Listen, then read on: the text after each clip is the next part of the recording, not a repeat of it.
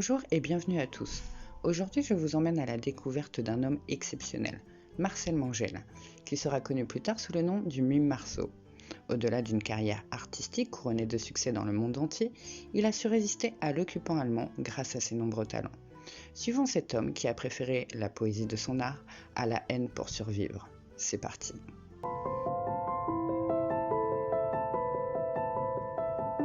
Marcel naît le 22 mars 1923 en plein milieu de la région alsacienne, dans la belle ville de Strasbourg.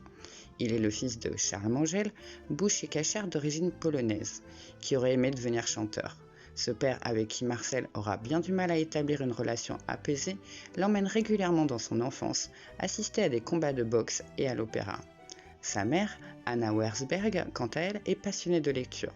Autant dire que le choix d'une carrière artistique plus tard n'est pas un hasard. En 1926, la famille se voit contrainte de déménager à Lille pour raisons professionnelles. C'est à cette époque que sa tante Fanny lui fait découvrir le monde du cinéma. À 5 ans, assis au fond de son siège trop grand pour lui, Marcel est émerveillé par le personnage qui apparaît à l'écran et qui va changer sa vie à jamais. Charlot, interprété par Charlie Chaplin. Ce personnage populaire, drôle, attachant et émouvant, qui sait faire rire ou pleurer par ses expressions, hypnotise entièrement le petit Marcel. Charlot va influencer durablement sa vie, devenant son idole.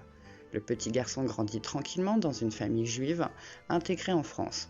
Il ne manque de rien et développe déjà un amour pour le domaine des arts et du spectacle, aimant déjà se maquiller pour jouer au clown. Dans la cour de récréation, il fait déjà rire ses camarades avec ses imitations de Charlie Chaplin. Sa famille retourne s'installer à Strasbourg en 1938. Il continue ses études au lycée Fustel de Coulanges, situé à 2 pas de la cathédrale. Son prof de français dira de lui que c'était son meilleur élève en récitation et poésie. Il a pour camarade Germain Müller, un futur acteur et auteur dramatique, qui lui remettra un Bretzel d'or en 1989. Ces distinctions récompensent les personnes contribuant au rayonnement des arts et des traditions populaires d'Alsace.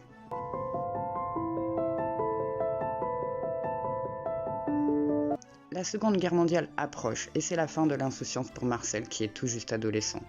Les Allemands envahissent la France par le nord-est et suite à l'annexion de l'Alsace, les Juifs sont expulsés et sa famille se réfugie en zone libre à Limoges.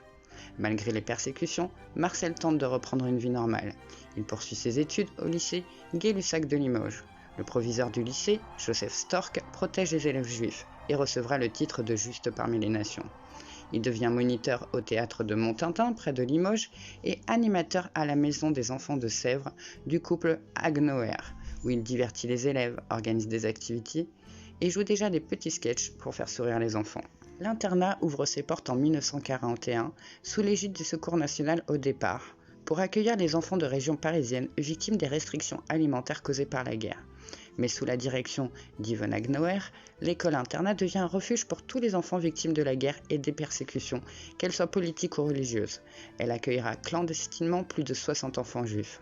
Au-delà des faits de résistance à l'envahisseur allemand, Yvonne Agnoer apporte à ses enfants traumatisés par les privations et les horreurs de la guerre une éducation adaptée à chacun et innovante pour l'époque. Yvonne Agnoer recevra elle aussi le titre de Juste parmi les nations. Poussé par son frère Simon et son cousin Georges Loinger, il rejoint la résistance en 1942 et prend le pseudonyme de Marcel Marceau. Ce nom est directement inspiré des vers de Victor Hugo dans Châtiment, Joubert sur la Dige et Marceau sur le Rhin. Il dira « J'étais né dans le Bas-Rhin et je voulais bouter les Allemands hors de France ». Le 19 février 1944, le père et le frère de Marcel sont arrêtés dans la boucherie familiale. Déportés au camp de concentration d'Auschwitz, ils ne reviendront jamais. Marcel part se réfugier auprès de son cousin Georges. Celui-ci se charge de faire passer des orphelins juifs en Suisse pour leur éviter les persécutions allemandes. Marcel participe à l'évacuation d'un orphelinat dont les enfants ne sont plus en sécurité. Ils doivent emmener les enfants de l'est de la France jusqu'à la frontière suisse, où ils seront pris en charge par des passeurs. Mais faire passer un groupe d'enfants discrètement sur un tel voyage s'avère compliqué. Toutes les gares sont remplies de milices allemandes et il faut ruser pour tromper les soldats ennemis. Marcel a alors une idée de génie. En sa qualité d'animateur, il fait croire aux enfants qu'ils partent en colonie de vacances dans les Alpes. Ainsi, ils n'auront pas à mentir aux Allemands en cas de contrôle. Ils se déguisent tous en scouts pour éloigner les soupçons de la religion juive, puisque les scouts sont catholiques. Et tous les enfants sont affublés de faux papiers. Les contrôles se passent donc sans problème. Par son art du spectacle, il arrive à calmer les enfants quand ceux-ci sont stressés ou peureux. Marcel avait même pensé à faire cacher les vrais papiers des enfants dans des sandwichs, car ils avaient remarqué qu'on fouillait les bagages, mais pas la nourriture.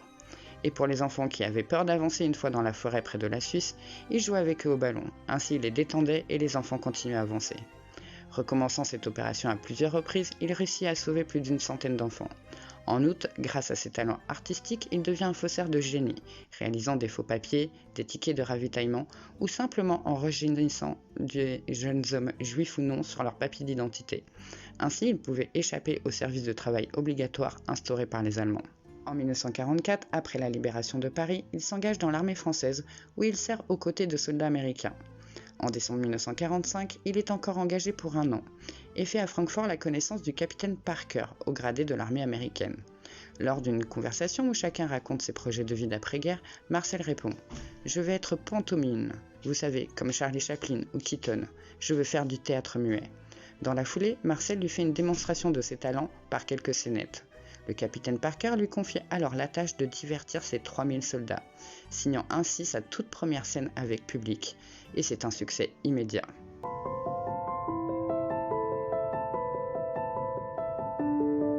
Après la guerre vient le silence de ceux qu'on ne retrouvera jamais, de ceux qui sont morts, et pour ceux qui ont survécu, le silence sur les horreurs qu'ils ont vues ou vécues. Choisir le mime comme carrière devient une évidence.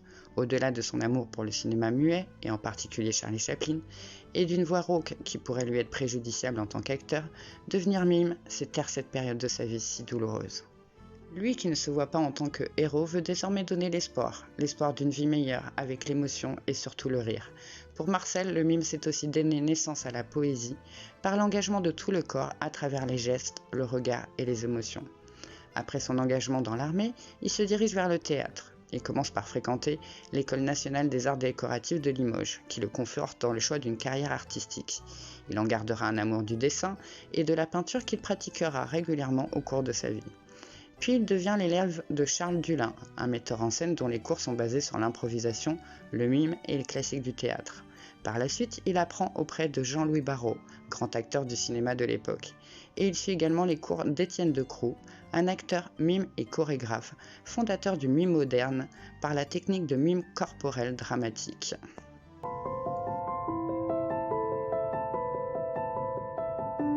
Le 22 mars 1947, Marcel, qui sera plus connu désormais sous le nom de Mime Marceau, fête ses 24 ans. C'est aussi l'heure de sa première vraie scène et pour l'occasion, il se crée un personnage qui marquera durablement les esprits.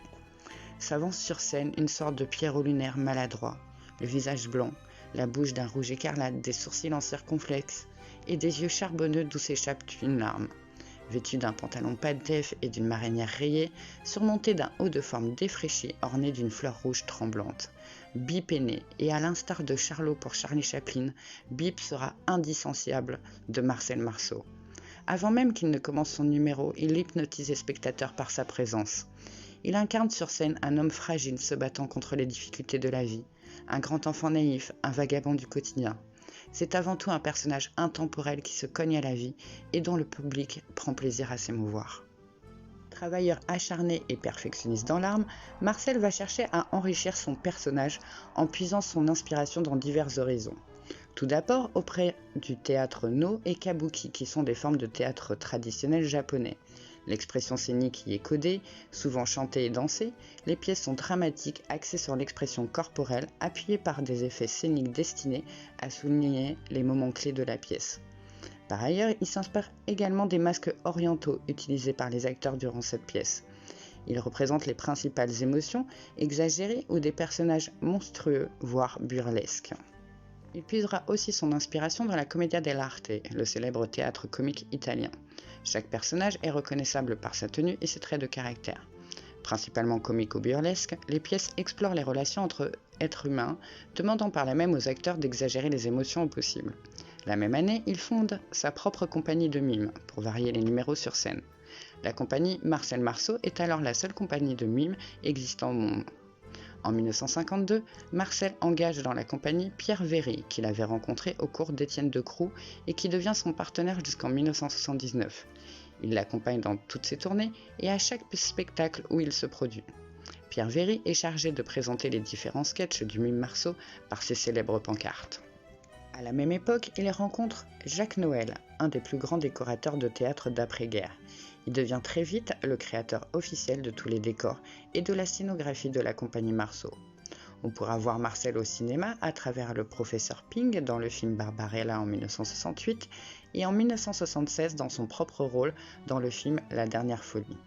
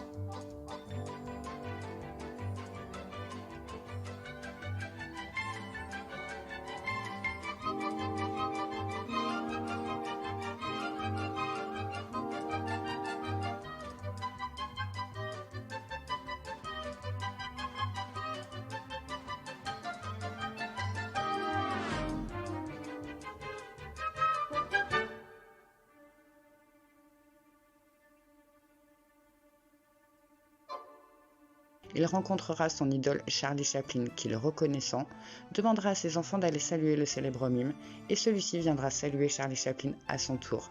Un des plus beaux jours de sa vie, dira-t-il.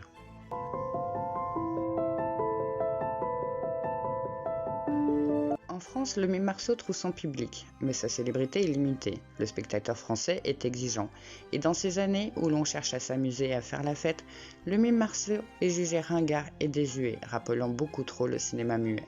Mais outre-Atlantique, ces spectacles sont de réels succès.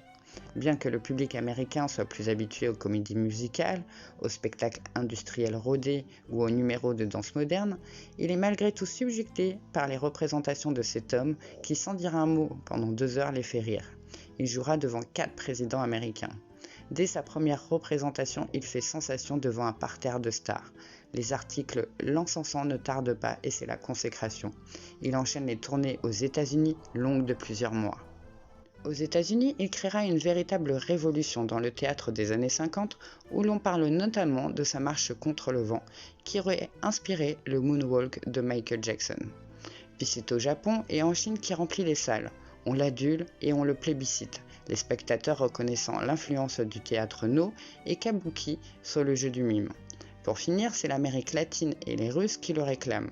Jolie ironie pour cet homme qui s'est battu pour la France, mais qui sera plus connu au-delà de ses frontières. Il devient alors l'un des artistes français les plus connus au monde, grâce à son immense talent et sa mise en scène poétique. Marcel va porter l'art du mime au-delà des frontières, brisant la barrière de la langue et rendant à son art son engouement populaire.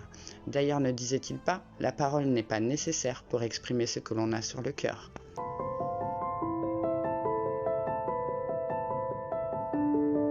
Tout en continuant à se produire à travers le monde, il fonde en 1978 l'École internationale de mimodrame, située dans les sous-sols du théâtre de la Porte Saint-Martin à Paris.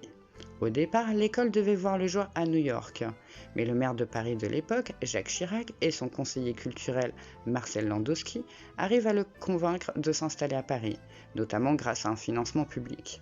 Pour Marcel, cette école, c'est pour lui l'aboutissement d'un rêve, créer un endroit qui soit un point de rencontre pour les élèves et professionnels du monde venant de tous horizons. On y enseigne le mime, la danse classique, l'acrobatie et l'art dramatique. L'école fermera ses portes 27 ans plus tard pour raisons financières. Au cours de sa vie bien remplie par sa vocation et ses spectacles de mime, Marcel va quand même trouver le temps de fonder une famille. Il se marie une première fois à Huguette Mallet, avec qui il aura 2 fils, Michel et Baptiste. Il épouse en seconde noces Ela Jaroszewicz, une artiste d'origine polonaise qui évolue dans le domaine du mime. Et enfin, il prend pour femme Anne Sicot, une dramaturge et metteuse en scène, à qui il demandera d'enseigner au sein de son école. Avec elle, il aura 2 filles, Camille et Aurélia. En 2001, Marcel a 77 ans et n'a rien perdu de son énergie ni de son envie de monter sur scène. Il organise son dernier spectacle qu'il intitule « Les premiers adieux de Bip » qui se joue à l'Olympia pour retrouver ce côté populaire qu'il affectionne tant et il partira ensuite pour sa dernière tournée. Marcel meurt le 22 septembre 2007 à l'âge de 84 ans, entouré de l'affection de ses proches. Bien qu'il ait souhaité que sa maison en Eure-et-Loir devienne un musée du mime après sa mort, son patrimoine et ses archives culturelles seront finalement revendus aux enchères. Le ministère de la Culture acquiert un certain nombre de pièces qui sont conservées à la Bibliothèque nationale de France. D'autres ont été acquises par l'association Un musée pour le mime, un collectif d'anciens élèves de Marcel Marceau qui propose leur patrimoine sous forme d'exposition accessible au public. Cet homme, dont la disparition laisse un grand vide, sera reconnu de son vivant. Officier de la Légion d'honneur, grand officier de l'Ordre national du mérite, commandeur des arts et des lettres, on lui remet en 2001 la médaille Raoul Wallenberg au nom de Juste parmi les nations. Membre de l'Académie des Beaux-Arts en 1991, il reçoit un Molière d'honneur en 1990, reconnaissant ainsi son influence dans l'art et au rayonnement du patrimoine culturel français à travers le monde. Voilà, merci à vous d'avoir regardé cette vidéo en ma compagnie et d'avoir suivi le parcours poétique de cet homme qui, malgré les heures sombres de la guerre, a su remplir sa vie de rire et d'émotions. Pour ma part, je vous souhaite un bon week-end, une bonne semaine et je vous dis à très bientôt pour un autre personnage oublié.